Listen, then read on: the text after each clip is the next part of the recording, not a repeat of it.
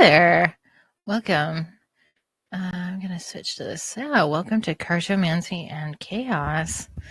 I'm Marion Spurgeon, and I'm going to be hanging out with my friend Jim Kellner in just a minute. We're going to be talking about hypnosis and psychicism.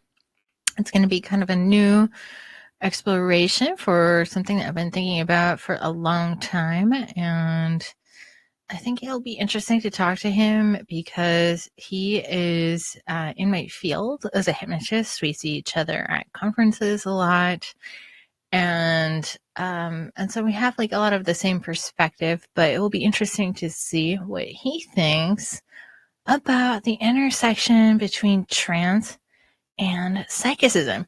I'm actually gonna pause this for just a minute because I have to do a little bit of temperature regulation where I am, but I'm gonna just play switch to this scene. Gonna put be right back. All right.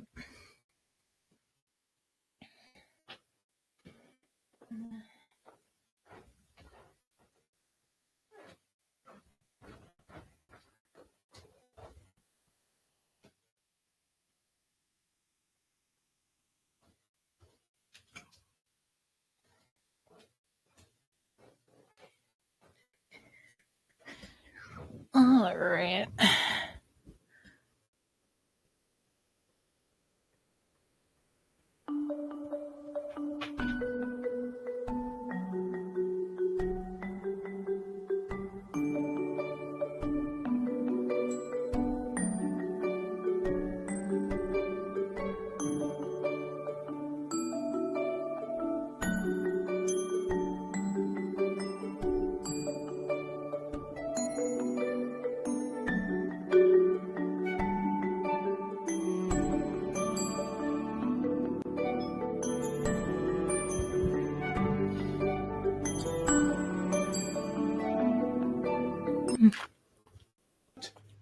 Hey there, Jim.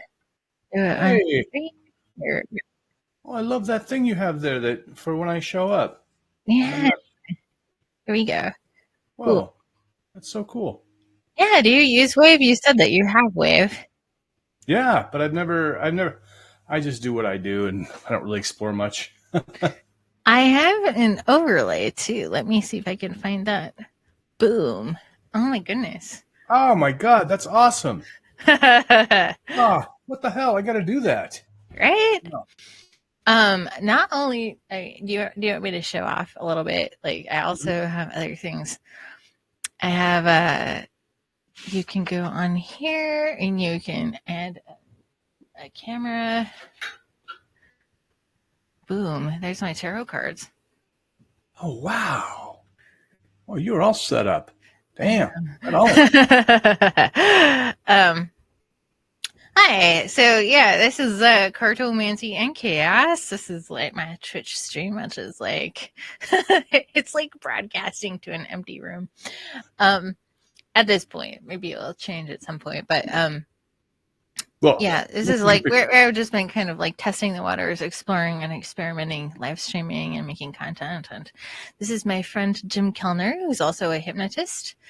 So yeah, we're both hypnotists, and what I thought would be fun to talk to Jim about today would be kind of like some of the stuff that I've been exploring about the intersection between hypnosis and psychicism. What is the relationship between intuition and trance, or psychic information and trance? And what is it that we're doing really when we are doing what we consider hypnosis, or when we're doing what we consider like psychicism? Is it just like, are they different things, or are they two ways of describing the same thing, or what? And so yeah, is that a good way of framing the conversation? Yeah, I didn't realize we were already live, so I thought we were having a conversation. So I was like, oh, sorry. Yeah, we're live. Shut up, Jim. I was going to say, once you get the Kellner bump, this thing's going to blow up. Blow up, baby. Awesome. Blow up. Yay. Yeah, so this all sprung out of a phone conversation that you and I were having about, I was kind of like going in the psychic direction, and then, and we were talking about, people that you had known that had did both, or people that did one or the other. And I did talk to your friend who was very nice, Cool. that medium woman, very, very good. Yeah. Um, Awesome.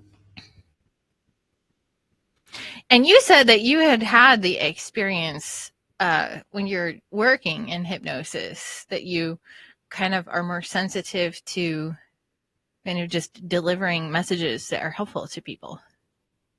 Yeah. Sometimes I'm just blown away by, the story I told you of the most recent time was the most surprising because, you know, um, do you want me to elaborate? Do you want more? Or Do I know what? do you want me to elaborate? Yes. Oh, okay. Good. I want to be a good. I'm so interested in I want. in how you're experiencing this, because I feel like we're kind of coming from a similar direction. Yeah, I just want to make sure I'm a good guest because Oh yeah. being a podcast host, I know sometimes the guest just jumps on and does a monologue for 20 minutes, and you're like, "Please stop at some point. Let me say something." Oh So no, I will wrangle you. I'm good at that if I need to. good. But yeah, I love listening to too. All right. So as we discussed, I've throughout the years, and I've been doing hypnotherapy professionally for over a decade. I can't remember exactly when, but there are these times where you get to the end of the session, the client comes out of the notes, and they're like, "Oh my God, I can't believe you said that," because I was just thinking that one thing, right? Mm-hmm. And so it's like it's like some kind of intuition. But I've always kind of said, well, that's awesome, but in my mind, I'm wondering, well, is it possible that they're kind of misremembering?